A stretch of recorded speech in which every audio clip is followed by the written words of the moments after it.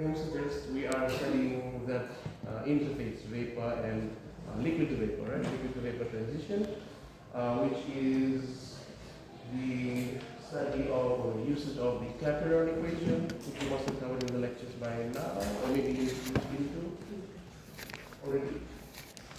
Clapeyron equation. Don't worry, you'll get there. So what we want to do today is essentially just look at pressure, vapor pressure, and temperature. And temperature will be boiling temperature.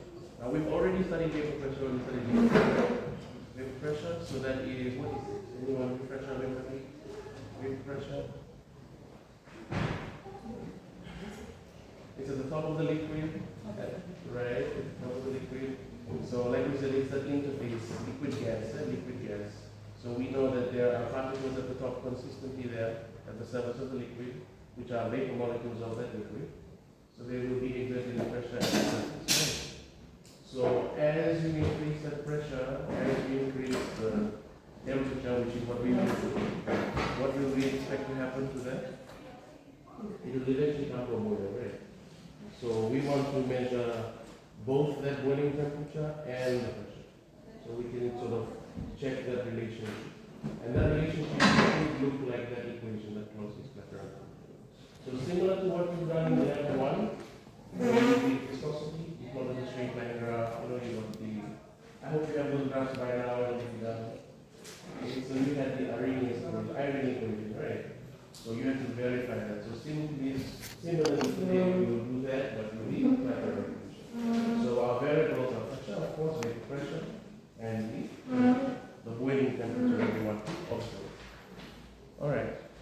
So by now also you already know that if you are looking at vapor pressure and looking at boiling, right, that vapor pressure will become equal to the atmosphere, right, for it to become or be able to boil. So what we essentially want to do is play around with that atmospheric pressure. So which is why we have this setup here enclosed. This is your atmosphere.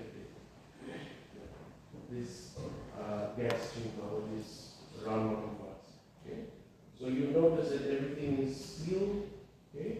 And we have tubing that's connected to evacuum. So what that's going to do is that's going to create a closed pressure system whereby we can take out some of the air, which of course will reduce the pressure. So we're going to a very, very low pressure. What do we expect will happen to the boiling point? It will be very low or very high? It will be low, right? Boiling temperature will become low.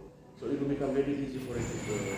It's similarly like going up to the very, very high Mount Everest. If you go up in altitude, the pressure becomes low, right? So that's essentially what we're doing. We're taking you all the way up to a very, very high altitude, Mount Everest, and then we're coming back down to ground level. Does that make sense? So we're going to start off by closing the system, reducing the pressure, and then measuring or heating itself to boiling, measuring what temperature it's boiling at, and then slowly we will introduce pressure back into the system, and then bring it back to atmosphere. And as we do that, we should be able to observe what is happening to the boiling point. Right? So boiling temperature, pressure, boiling temperature, pressure. And you will analyze that as we bring it back down to atmosphere. See? Yes? Questions? Queries? Okay, let's have a look at the procedure to see what we're doing.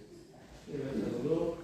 In the introduction, you can see there is the Clapeyron equation and the closest Clapeyron equation, which you will come to, so we'll leave that for now. Let's go over to the procedure page. It looks very lengthy, but it's not too difficult. So in the beginning it says allow water to gently circulate through the condenser. Now you can see here, this is a live condenser. It's just a regular condenser. The only difference is it's fitted specifically for this round bottom chamber. So you can see it's like one piece all the way up here, right? So please be very careful. This is the only number